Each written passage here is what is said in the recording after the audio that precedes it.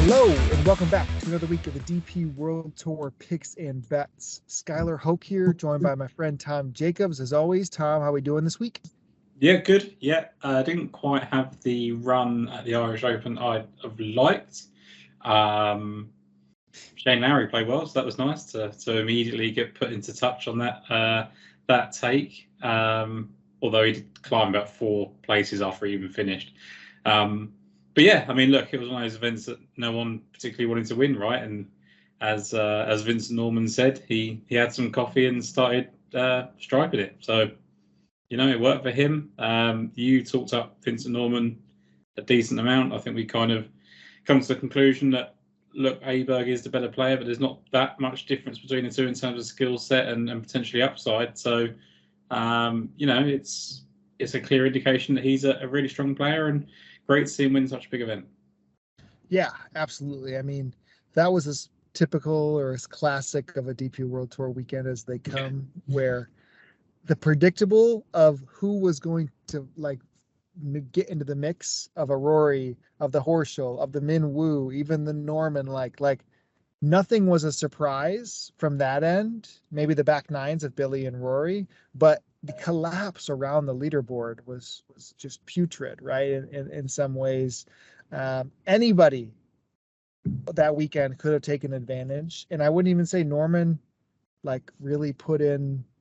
I mean, it was a deserving win, obviously, but so many guys could have gotten to 14 on Saturday, let alone Sunday. Wasn't 13 under leading after 2 rounds anyway? So yeah. They only would have had to literally go 1 under to be in the playoff, and it's very easy to look back at it retrospectively. They had weather delays and things like that, but it was amazing. It was really amazing in the sense of poor from Horschel, from McIlroy, from Jordan Smith, who you kind of expect it from. Ryan Fox, I thought, was pretty disappointing. He was in the pole position even with 6 holes to go. So, look, Norman set the score and somehow no one beat it. I mean, he was shocked as anyone, I think, that was the case. So, it is what it is. And it's another DP World Tour event out of the way. And we've now got a big one.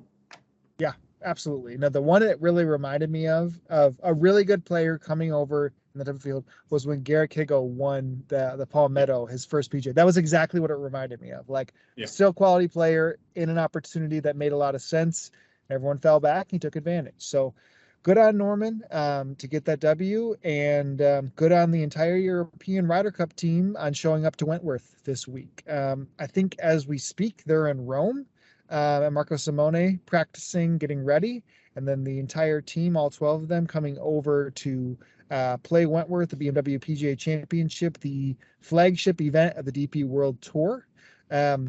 Unfortunately, we don't have the same DFS contest that we've got in the last couple of weeks. A lot of that does, as we've seen, revolve around the schedule of the other sports around the world versus what the big events may be on the DP World Tour, right? So with NFL back, with the Fortinet Championship happening in Napa, BMW PGA doesn't get the same of what we had for 100K or 50K the last 2 weeks. So this will be our sole show of the week. So we'll talk through a few more guys, specifically our guys on the betting cards too, as we preview the entire event on this Monday.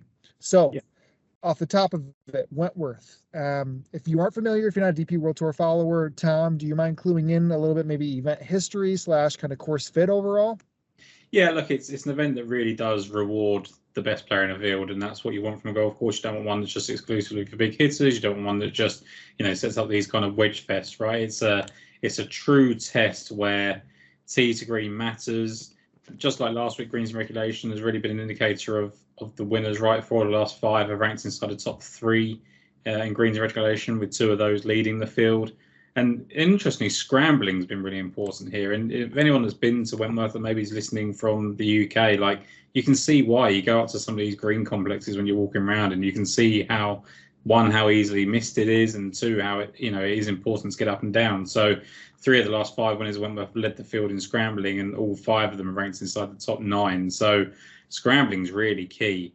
It's a Parkland test. It's one where you do get rewarded for accuracy. You do get rewarded for just an overall skill set. And I don't think there's nothing too tricked up about it. You hear a lot of players that that kind of get fed up and, you know, a bit despondent after a couple of days, because it's a difficult golf course, and it rewards those people that play well. But when you look at who's won here, and you know, you look at Lowry, Horschel, Hatton, Rory, Noren, Molinari, like it's the best of the best. Luke Donald used to win here all the time when he was, you know, in top of the world, and it does just reward. Colin Montgomery used to win it all the time back in the day, so it rewards those best players at the best time. And I think ultimately you do need to have had a look at it. Now, some of my picks may not, you know, lean that way, but I think course experience and really a top finish, kind of top 10, top 15 in the past is really going to suit those looking to win this week. So I do put a little bit of emphasis on course experience and history.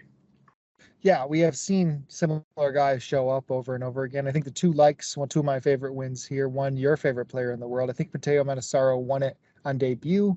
And then Byung-Hun An, I think it was 6 years ago now when he won on debut. And I kind of think of almost that Ben An type. Like it's a claustrophobic type of place where fairways and greens are what matters. Don't necessarily think it can be overpowered, but a good driving week is you know, crucial in some ways. And you know, the Molinari types kind of fit right in with that Ben An type. So that's kind of my approach. And I agree overall, when you look at this, right, there's not that many shockers of winners or guys in the mix, right? There wasn't a surprise when Billy Horschel had won a few years ago. I think that is a type of fit for him and a type of event it elevates. Last year, 54 holes, right, with Lowry winning.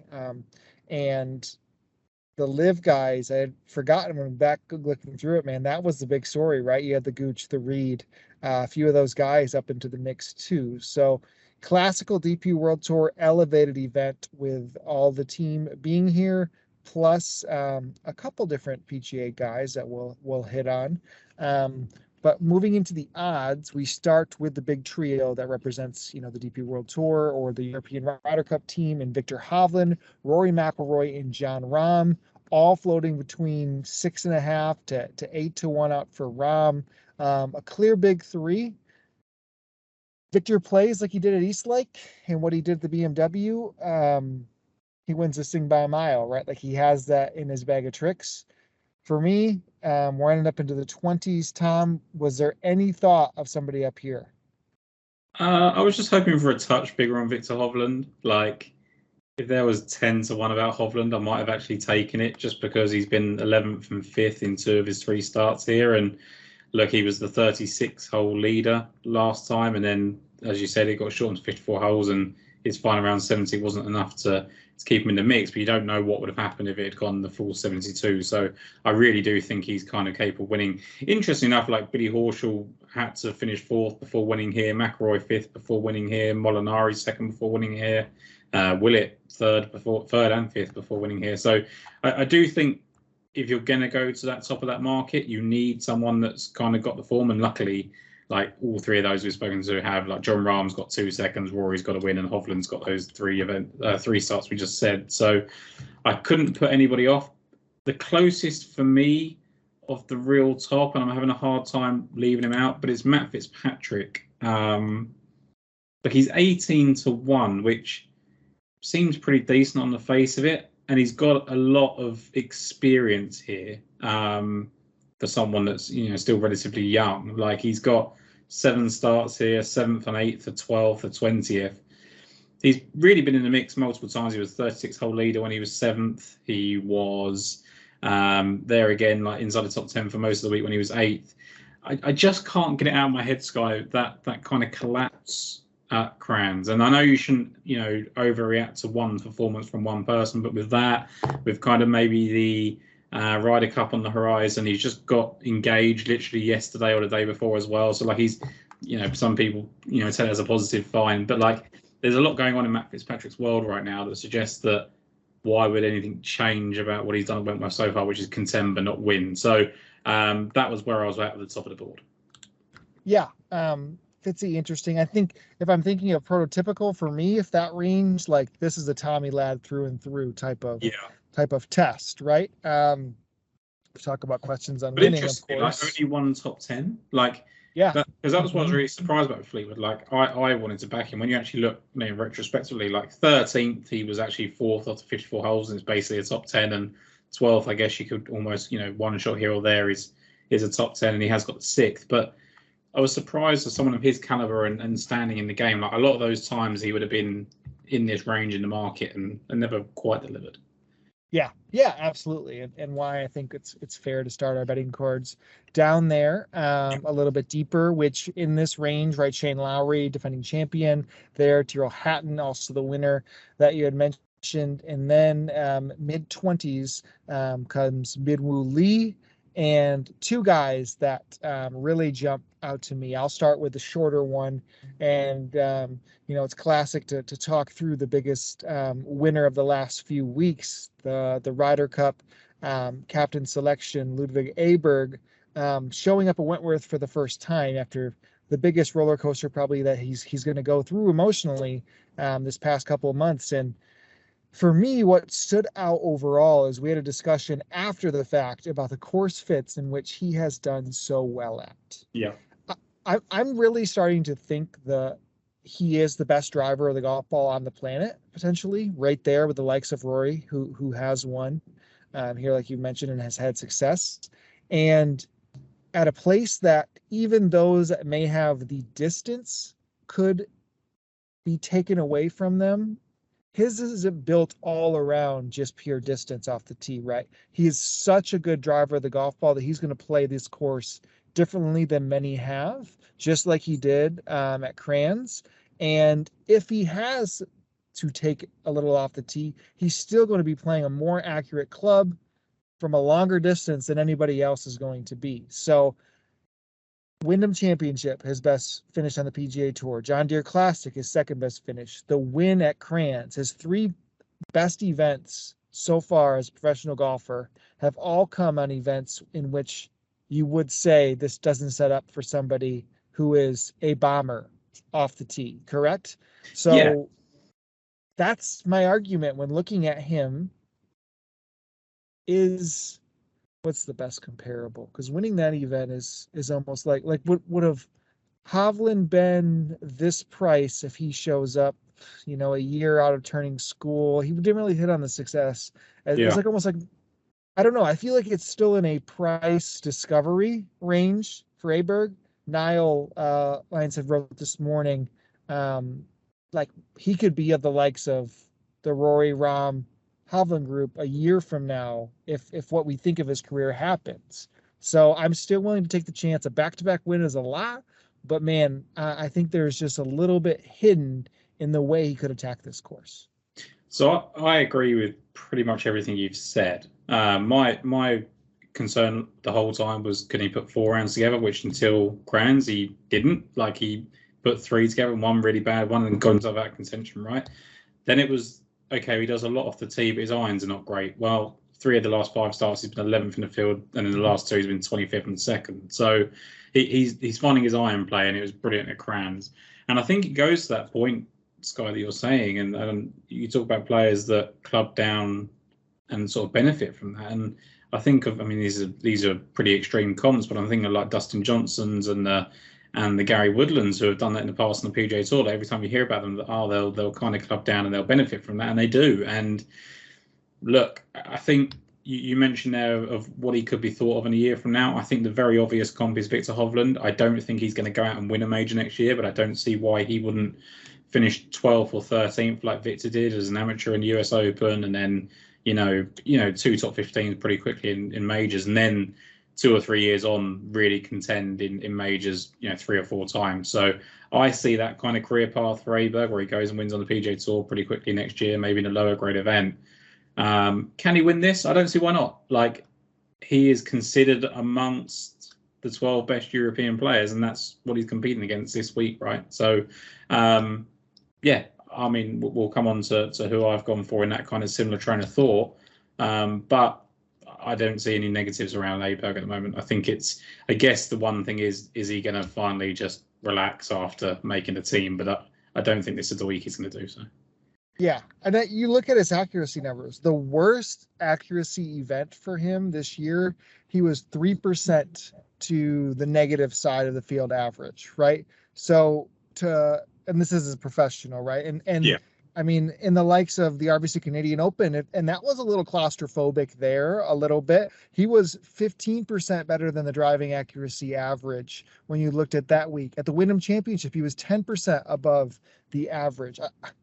There's just a lot to like when you can be that good, accurate, and if you compare the irons, and I just think, I don't know. I mean, it's hard because we have a decade of the other three guys, but man, I want Aberg to go out 5 rounds more than I would do Fitz, more than I want Lowry, more, probably more than I want Hatton to do it, right? Like, I think all 3 of those players I would take. And look, I hope that, I think we've kind of mentioned this, like I think he's going to go out of Rory on day one, and if he plays well, that's going to be the team. Like, he needs to go with an experienced head, and why not put him with the best player in the world and, let their kind of skill sets match up. So I think the only negative you can say about Aberg, which we're going to have to overcome on our next pick that we're aligning on, like, he hasn't played yet. Like, that's the only one. And I don't see this natural fit where he would have gone and played with like a Henrik Stenson or whatever. Like, I don't know who's going to be the one that guides him around, but I'm assuming one of the Ryder Cup guys will take him under his wing. And if he goes with a Fleetwood or a Rory, what else does he need to learn? Yep, agreed. So that was the one to me when I thought, okay, there's some price opportunities still. Yeah. Now, after kicking myself after losing out on Norman last week, which felt, I don't want to say obvious, no selection is ever obvious, but made a lot of sense on the classic side of things, in which we think of a PGA Tour guy coming over, especially at a price like that. Now, at a price of 28-1, it can be a little bit of different discussion, but I couldn't dream of a better course fit for Tom Kim. So, Tom, you can expand on that, because this is where we both align here at 28-1. Yeah, like I think with Tom Kim, it really showed up when he finished 8th at the US Open. This is when this kind of reignition of form started, right? He finished 30th at Travellers shortly after, or the following week, and shot 64 or 65 there. He did miss the cut at the Rocket Mortgage, but not too concerned about that. It's not his type of golf course. He then goes over to Scotland. He was second after 54 holes and finishes 6th. We know what he did at the Open Championship. He finishes 2nd, getting better every round. And then, look, he started the St. Jude Championship really well. He was 2nd after round 1, 3rd after round 2. This was off the back of the ankle injury that he'd had at Open Championship. He had to skip the Wyndham the week before. He was still 6th going into the final round, and then just fell away to 24th. And then he had a slow start to BMW. Again, you could probably factor in potentially the ankle injury, and then he finishes 66, 63. So although he had a relatively disappointing Tour Championship where he finished 17th in the 72-hole scoring, I've been so impressed with Tom Kim since the US Open. And like you said, I don't think there's a better course fit. And whilst he hasn't seen the golf course, and that was the negative I gave to Ludvig Aberg, we've seen Tom Kim travel everywhere. And, well, we've already seen Aberg winning Grands and things like that. But, like, this is Kim, who's won in Korea, won in Japan, won on the PGA Tour, all very quickly. And I just think he'll relish the opportunity. And he's the one player at the top of the market that has no distractions. Zero. Like, this is his event. He's here to win it. His driving accuracy was 10th on the PGA Tour this past season, and that's with a kind of pretty rough period. He was 15th in strokes gained approach, 26th tee to green. Scrambling was average, so that could potentially be improved on. But I just think Tom Kim, no distractions, loves travelling, should be healthier than he has been over the last 4 or 5 starts. He's still been playing pretty well. I think there's still some hidden form in Tom Kim, and I think at 28-1 we're getting a good price. This is a price you generally typically see him at on the PGA Tour, and I know that you've still got the Rory Rahm, the Hovlands, and the Fleetwoods, etc. ahead, but what you haven't got is that depth of PGA Tour talent below. So you start going into some of the picks we're going to make later on. They're not comparable to the Stephen Yeagers or whatever the kind of depth pieces going forward. So I'm really excited by Tom Kim this week. Yeah, that was, to me, had to be the first selection that came on the betting cards. So overall, super excited for Tom Kim.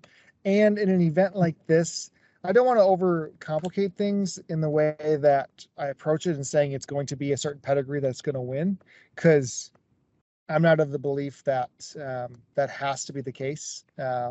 I mean, you can say, Brian Harmon won the, Open Championship, Yeah, and yeah. there's a lot of things that happen in big time events. But man, it feels solidifying having a card like we've started, or will continue here, a little bit differently than a typical DP World Tour week.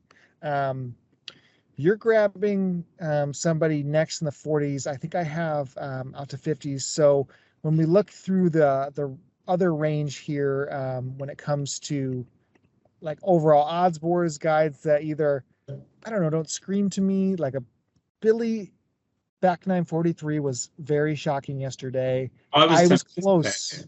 I Yeah, was close again though. because I kind of don't really care about 9 holes. I know I've kind of ruled out Fitzpatrick on that, but Fitzpatrick is 18, whereas Billy is 33, and ultimately how much different is there in terms of quality between the two players, and the difference being that Horschel's finished 4th and 1st, 2 starts this golf course that are better than Fitzpatrick's ever put together at Wentworth over the years. So I was really tempted by him.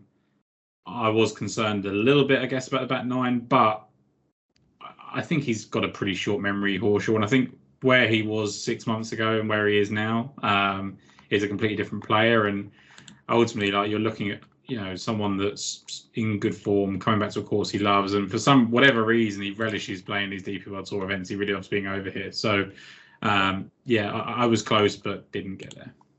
Yeah, you could make a similar argument for Justin Rose's form. Really good irons for a consistent period of time. Min Woo just seems to be somebody that he's so bad as a driver.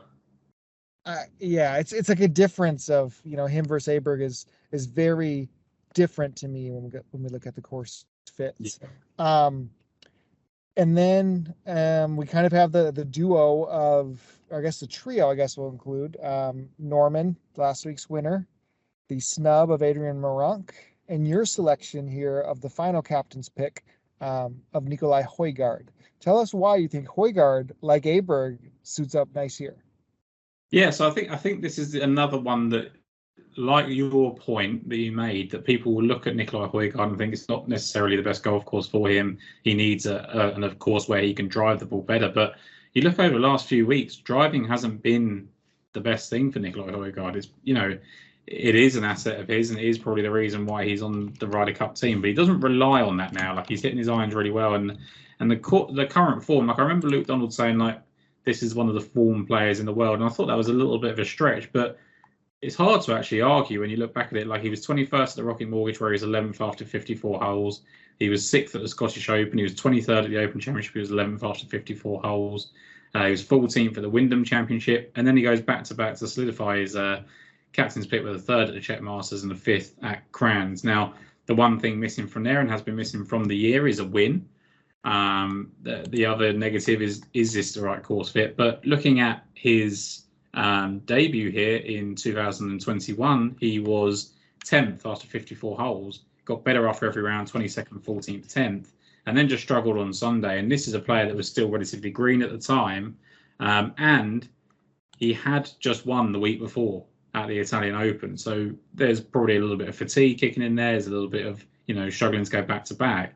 He's now coming into this in great form, great confidence. He's got his pick, and I think he'll be. Now it's a case of, and a little bit like what Larry did last week, is, okay, I've got my pick now, but I have to prove that I actually deserve to play. McIntyre will be in the same position. Like, I'm on the team, but am I going to start at any point? Yep. And I think that Hojgaard can really prove that and show why he should match up well with another partner by playing really well at Wentworth. And it's a good test to see, good litmus test, I think, to see where Hojgaard is in his career, which I think is getting closer to not the elite, but not far off. Yeah, I think a week off the Irish Open for him and Ludvig were very wise decisions to rest up, be able to go to Rome here with the team, show back up, and absolutely can understand that side of it. For me, I go a little bit deeper, and if I emulate what I think Tom Kim has a course fit, it's hard for me, even though the middling to lack of success so far at Wentworth, to not see Aaron Rye be a quintessential selection. Led the field in fairways last week, led the field in greens and regulation last week. that combination is going to absolutely play at Wentworth. Best finish for him, 14th, was really never sniffing too much of a leaderboard. He had, I think he was 6 after the first round one year when he missed the cut as well. Another top 30 finish the year prior to that, but really nothing to hold your hat on. But if you think of what Aaron Rye can do, is exactly what he did last week. Lead them both, and you hope to have the putter follow suit. He's somebody that I would trust and really think is a quintessential type of course fit. And at 55-1, you mentioned the lack of distractions for Tom Kim. I don't hate that angle for Aaron Rye too. You could argue he is potentially, I guess, of the European players, the highest on the boards. I guess it's Min Woo, Adam Scott, Billy, Tom Kim, and Aaron Rye, really 50 below, that don't have spite or things forward for them. So I think Rye just shows up to play a great event and fits it as well as I could come up with for Wentworth. To be honest, I think I've overlooked Rye a little bit, if I'm honest. I was on Rye a couple of times back end of the PGA Tour season, or definitely talked about him, but I've never bet him that many times. But I was definitely pushing for him to kind of be in that Ryder Cup discussion. And then I think because he kind of let down in that respect, I sort of looked away from him. But when I say course form, it's really more course experience that you need at Wentworth. So the fact that he's got that kind of 26th place finish, which was pretty middling, didn't break 70, the fact that he got that 68 to be 8th after round one before missing the cut, the fact that he's finished 14th, getting better every day 2 years ago, I actually think that's a huge plus. And then you add in the fact he was second strokes going to approach second in Tees Green in Ireland, and actually he's probably a really solid pick and someone that maybe doesn't belong in the 50-1, maybe closer to Adam Scott at 40-1, I think. Yeah, I mean, I think the data and the true numbers say Rye should have been a selection on the Ryder Cup team, right? If you just looked at strokes gained total for the last 24 months, right? Which isn't tell the whole story, but especially at a course like what Marco Simone will be. Even though he'd Rye, hadn't he? I think he'd finished top 10 there in the past as well. So that was the thing, or maybe it was Bjork, one of the two. When I looked at Bjork and Ryan thinking their course fits weren't good and they'd had a top 10 of their course. It might have been Bjork thinking about it, but I agree with you. I agree with anything you're saying. I think the data suggests that Aaron Rye is a better player than we give him credit for. Yeah, 100%. I think Axis and Data Golf both, they have Aaron Rye 57th in the world there, which is incredibly strong, and irons were phenomenal last week.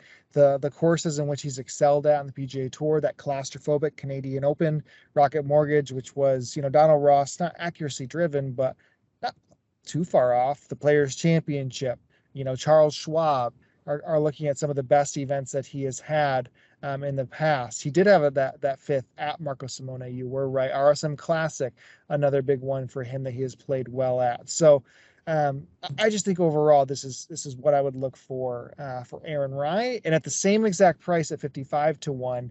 I just have a tough time, especially after we had a discussion about this last week that really got my mind turning. Was Sepp Straka at 55s. I bet Sepp, I think for the last month, and have been paid off handsomely in the past, hitting him at the Honda, at the Open Championship at a deep number when he hit the each way. It was not on a John Deere Classic, but he is a better driver of the golf ball than we give him credit for. He's going to gain off the tee. I mean, he lost in 4 events, and that was it on the calendar year. He hasn't missed to the field in accuracy since the RBC Heritage in April. And his spike irons are what you're going to need at a week like this, to me.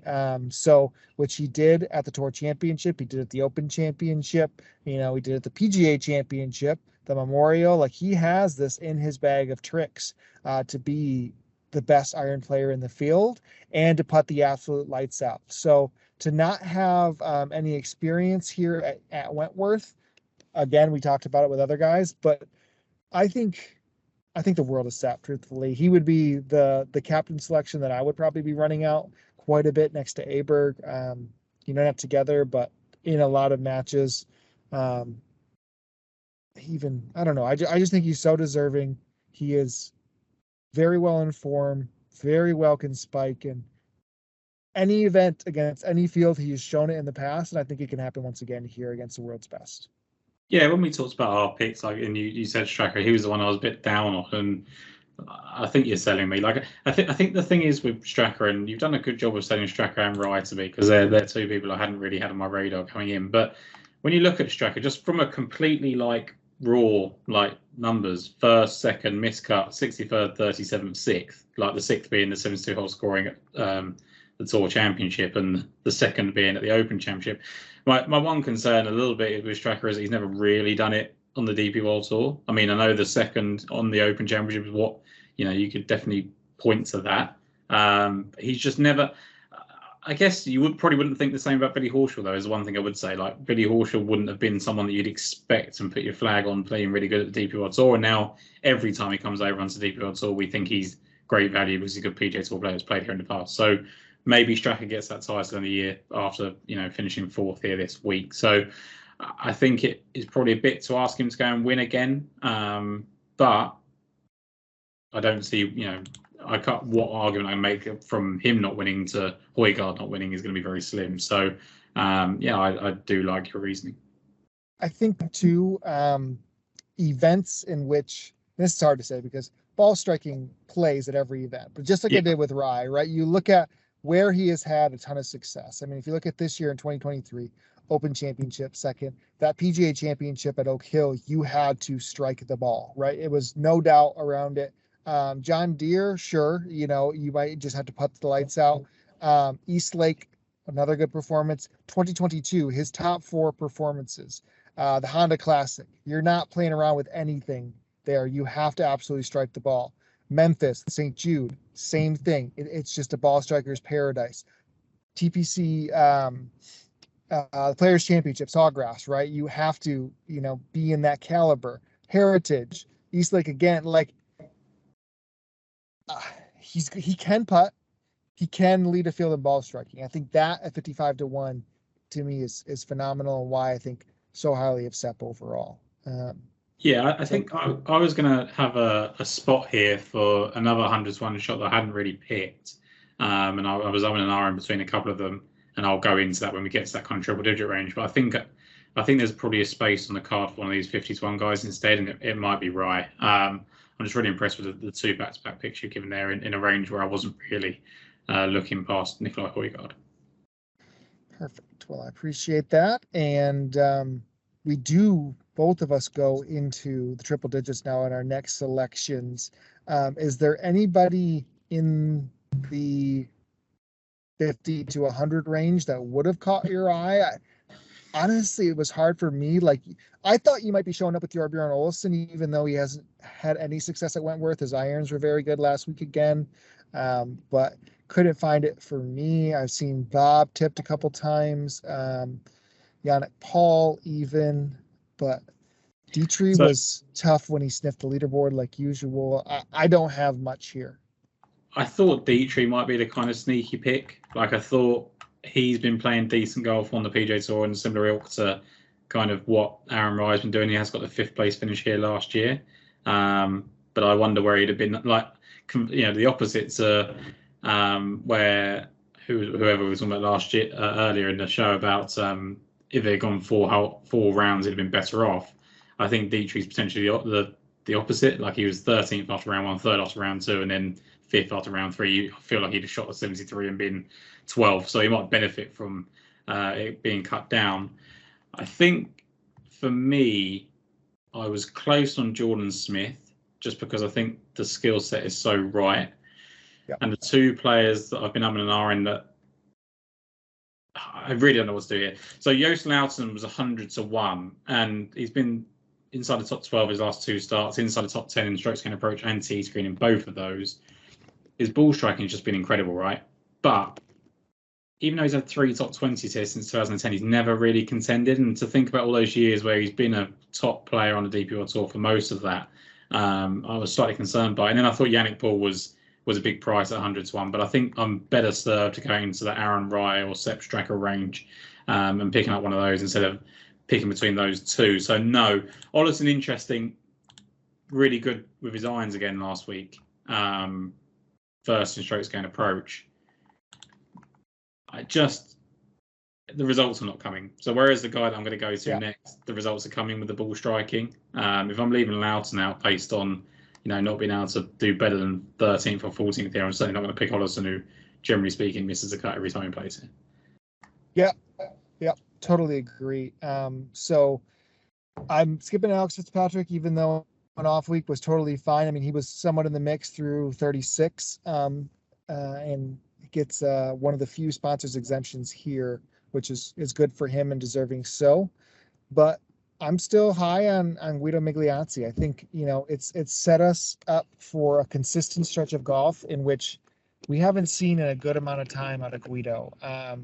He had a strong week last year. I think I probably made the argument if we gave him 18 more holes, he probably would have won at Wentworth, of course, right? Where he finished 13th last year. That's finished for him. But you keep looking on what he does well, and that's a little bit of everything, right? Off the tee was positive last week. Approach, he was positive. Had a really good Friday. Didn't chip it great, putted it well. So we're now, since the Porsche European Open back in June, since his last missed cut, we're back-to-back 13th and 16th. He's won, of course, I think the world of him, but very frustrated on the weekend, right? I mean, you're sitting there at 9 under going into the weekend with 3 or 4 guys in front of you, and you fall back on the leaderboard, right? You put up any type of round, and it could have been really special over the weekend with some big names on that leaderboard. But does Wentworth scream to me the best Guido Migliozzi fit? Probably not, but he has, I think, improved that accuracy overall with the driver to be field average, and he's just an overall, like, either better than the field or right around the average in all 4 categories, which plays. So 125 to 1 for somebody in decent form, popped at Wentworth last year, and the fact that it's Guido Migliozzi means yes. So I think Guido is the perfect example of what I said earlier about course experience over course form, right? Guido played here 3 times, missed 3 cuts, but then finished 13th. When you look at the missed cuts, like 74, 72, he was just outside the cut line, 73, 73, a little bit further out the cut line, but not far off, and then 71, 76. So he struggled to break 70 all of those 3 starts, and then last year 368. Like, did he become an infinitely better player over the course of a year? No. Like, if anything, he was probably a better player in the other appearances, right? So to me, it's just, okay, I've been around here 3 times now. I've played 6 rounds of golf at this tournament, never made the cut. What am I doing wrong? And he probably just looks back at a few of those holes and goes, I can save a shot here, save a shot there. Lo and behold, he's 13th. So look, I'm not going to try and talk out Guido Migliozzi. It's not worth it. I would say that he still keeps throwing that one random round in, but that's why he's 125 to 1 rather than 70, which is probably where his ability level sits, I guess, in the betting market. Yep. Agree with you. I was very close, or even like similar to the line of thinking on your next selection here that I think makes a ton of sense, that gets a little worrisome when he's on top of the leaderboard. But when you have places at 150 to 1, I think this is a great selection. Yeah, Connor seemed like he was the reason I left Loughton out or really struggled to put Loughton in, right? It was just, he's been hitting the ball as well as anyone. 4th, 1st, and 4th his last 3 weeks in strokes gained approach, 4th, 2nd, and 6th in strokes gained tees green. That's not all been in bad fields. Like Crans was a good field because people were getting Ryder Cup picks. Irish Open last week had Rory, Horschel, Scott, Minwoo Lee, etc. So he's doing it in good fields. Adding the fact that he's actually 4th, 3rd, and 7th in his past 3 starts in terms of actual finishing positions, I think it's probably too much to expect him to win, Sky, like the first ever tournament he's going to win at Wentworth. But all I would say is that he's built up the kind of experience without necessarily having the scar tissue of completely throwing one away. Like, he's been close and maybe should have converted one by now, but not, you can't point to one and go like, that's the one he should have won, or at least I can't think of it. Maybe it was during COVID. But it was a backdoor kind of 7th place finish last week where he won around 66 in, conditions where people weren't shooting their best scores. He was 2nd after 54 holes at Crans and finished 3rd. I thought he was really impressive actually over the final 2 rounds there. It's just Aberg really being too good. And then the ISPS Handery got better as the week went on. So look, he's only played here once, so rather than Guido, who played here 3 times to figure it out, it's slightly different. But he made the cut that one time, barely, but he finished, 68th. I don't know. You don't know where that, he could have had a really good Sunday round and finished 30th or 25th, and people are looking at him very differently this week. We don't know because he was robbed of that 4th round. So I just think the way he's been playing, the course fit, I think, is actually really good based on his iron play, and I don't think he's necessarily a terrible scrambler. Maybe it's been kind of bad. That's my one fear. His around the green game can get bad. It is statistically for strokes going around the green, but I wonder what it's like for actually just traditional scrambling stats. I don't know, probably exactly the same. Maybe that is the worry, but I think he can overcome it. At Crans, he was just negative on strokes going around the green and finished 3rd. I think if he can do something similar to that, and couple it with a better putting week than what he's been showing, ultimately the short game is what's holding him back from winning. The approach play is unbelievable. The off the tee game is getting better. It's just, can he get up and down? And if he can, then he was a great price at 150 to 1 looking back. Yeah, I mean, anybody with that form, and especially around what the key metrics that you look at, he's 150 to 1. You have to take a long, hard look at that. Yeah. So understandably so, there. I round out my betting card with the golfer who absolutely lit the world on fire through about 30 holes last week. Shubhaka Sharma, he cleared a 6-stroke lead at one point on Friday. I think he had 9 putts through the first 9 holes. The putting was very unsustainable, but what he had popped again was with those irons. The last time we had saw those irons with the Open Championship, in which he finished T8th there. And I don't think enough credit was given. Sharma on Sunday, he in the last group or the second to last group, shot 70. It was a bogey for each 70 when he led the field in strokes gained approach on that Sunday. That's pretty rock solid for somebody who hasn't been in that moment in a good amount of time, overall. And yeah, he gained 4.28 strokes with his irons, which he was first above Sepp Straka. No surprise, when we look at iron play. But those two were over 4 strokes per round in that event, or that round, and nobody else was over 3. So when the lights were on Sharma recently at the Open Championship, he did deliver, just hadn't come through with the putter, which we have seen. But I think the real argument when you look at Sharma at this price with the recent pops is the way he has played Wentworth in the past. Yeah. 17th and a 9th place finish in 2 of his 4 starts. Every single time he has been here, he's gaining over a stroke per round with his irons.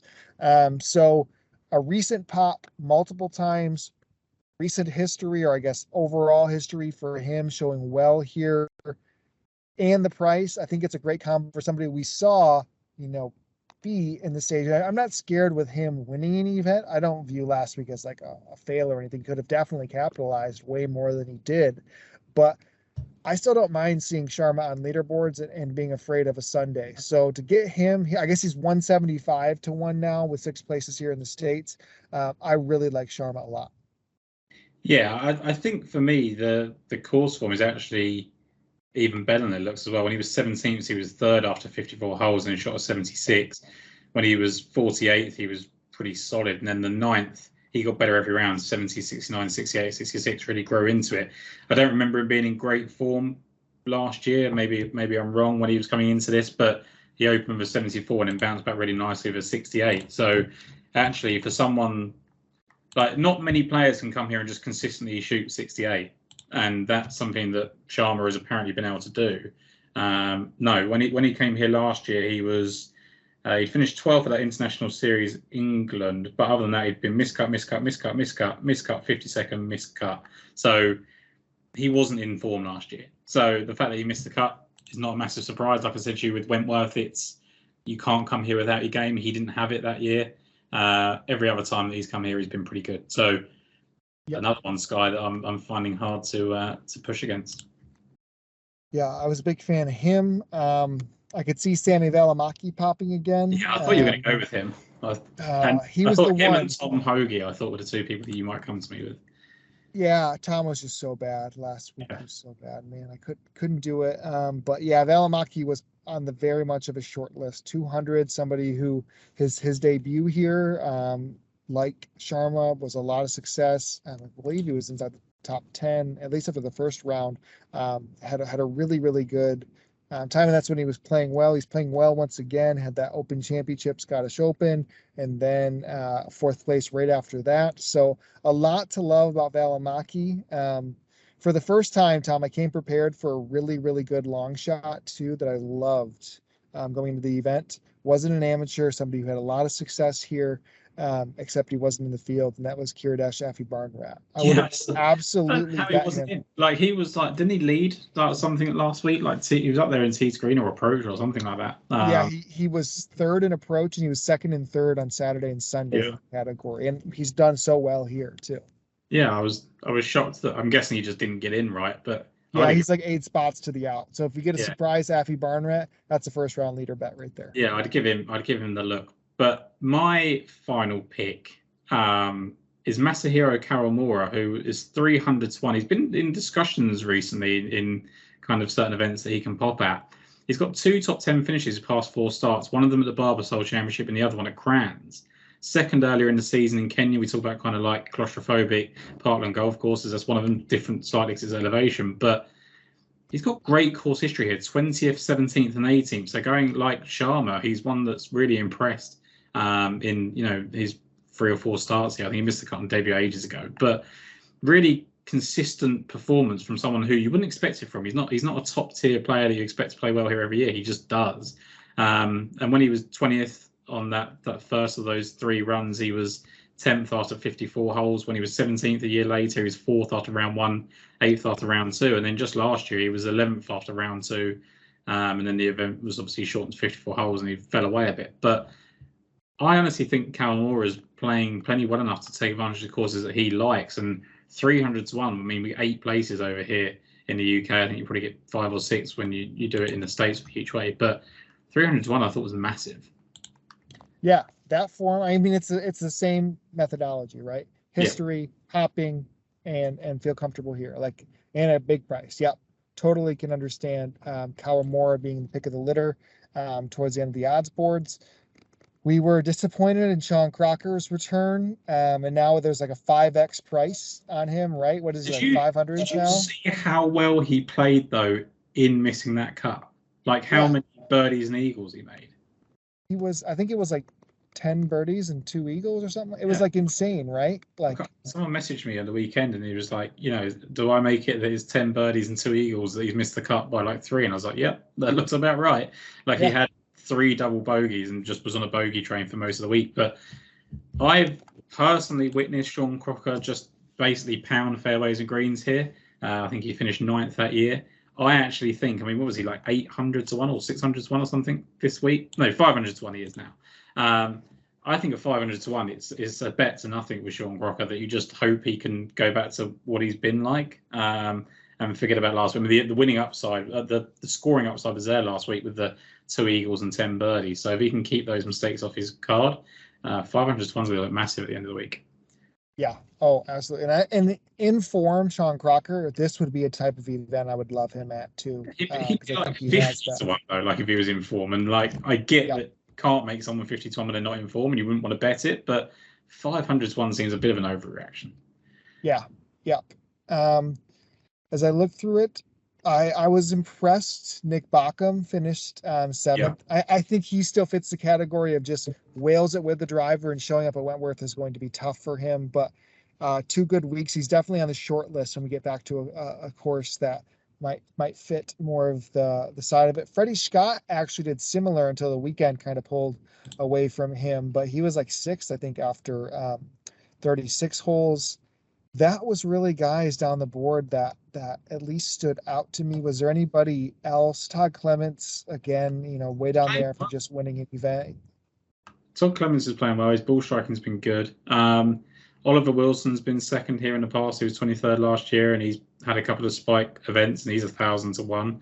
But I don't know necessarily I can see him contending or winning. And someone that's been really consistent at this golf course is Rafa Cabrera Bello, who's 600 to 1. So if you're looking for some of these kind of cheaper guys for fantasy, I think him, Wilson, Crocker are people that I genuinely think could make a difference. Shot, you just said there, could make a difference in your lineups. And Scott Jameson's 400 to 1. He's hitting the ball pretty well as well. So these players, I think, can make a real difference in lineups, but I don't really see enough in them to bet them.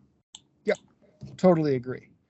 All right, we'll put a bow on it. We'll make sure that we give a shout out to our audio listeners. You can find us on Daily Fantasy Sports Picks and Bets, The Mix, supported by Mayo Media Network. You can rate, review, subscribe, like.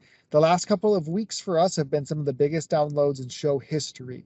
Aligns with the DFS opportunity, but also some really big events that we've had on the DP World Tour. And there's none other than Wentworth right this week. They're going to have the Open Day France next week, and then we go into the Ryder Cup the following week. So big opportunities here. We appreciate all of the listeners' interactions. I think there's been a lot of fun had in the DP World Tour DFS streets the last couple of weeks for those that follow the show. So thank you guys again for the support as always, and appreciate that. Tom, can you run down your betting card one more time for me? Yes, I'm going Tom Kim at 28 to 1, Nikolai Hojgaard at 40 to 1, Connor Syme at 150 to 1, and Masahiro Kawamura at 300 to 1. And Sky, I'm really torn between looking at kind of adding Rye or Straka in that 50-55 to 1 range that you've mentioned, or even going to your Shabamka Sharma pick at 125 to 1. So I will add one of those. I don't know which one it's going to be. If I do, I'll potentially tweet it out. But just know that I'm, of the listeners, that I'm on one of those three going into the week. Perfect. I am on Ludvig Aberg, 25 to 1 win only. Tom Kim, you can get him 25 with the 6 places here in the States, or to 28 on the win only. Aaron Rye and Sepp Straka both are 55 to 1 with the each way there to out to 6 places. Guido Migliazzi, 125 with the each way 2. And then Shabamka Sharma is 175 to 1 with the places in the States. So big number there, big week. Nothing better when the eyeballs are on us, Tom, to have a winner here. So hopefully Wentworth can be very pleasant for us, and we can lead into the Ryder Cup with a lot of style here. Yeah, I mean, the Tom Kim win would be nice, wouldn't it, if we're both aligning on him? And look, there's some great selections there, some good reasoning, I think, personally, and I'm looking forward to the week. It's always a good one at Wentworth. Yes, everybody enjoy. We appreciate it again, your support, and we'll catch you next week. Thanks again.